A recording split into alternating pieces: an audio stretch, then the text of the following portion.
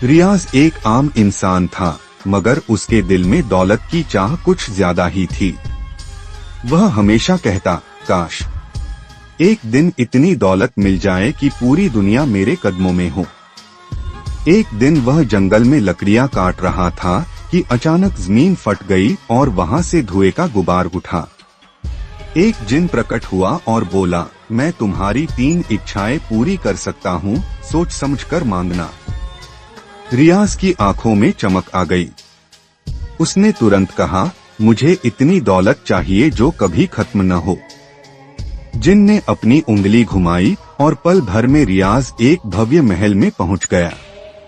सोना, चांदी, नौकर, गाड़ियां, सब कुछ था। लेकिन जब वह यह सब अपनी माँ को बताने गया तो पता चला कि माँ का अचानक देहांत हो चुका है। रियाज दुखी तो हुआ, लेकिन लालच फिर सिर उठाने लगा। उसने दूसरी बार कहा, मैं चाहता हूँ कि मैं दुनिया का सबसे ताकतवर और मशहूर इंसान बन जाऊं। जिन ने फिर जादू किया।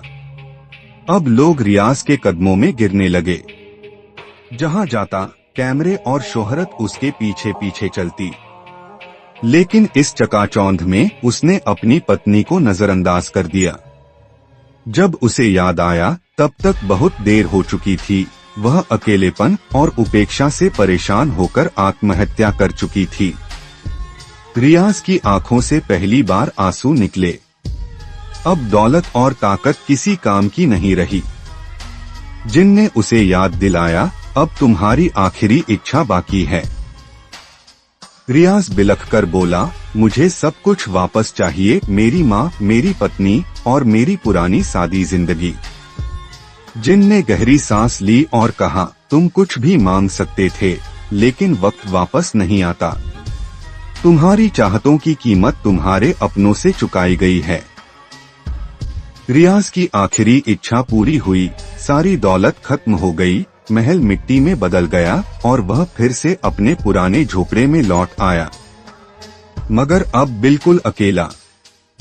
उसे अब समझ आया कि असली दौलत मोहब्बत, संतोष और अपनों का साथ होती है। मगर ये समझ तब आई जब वो सब कुछ खो चुका था।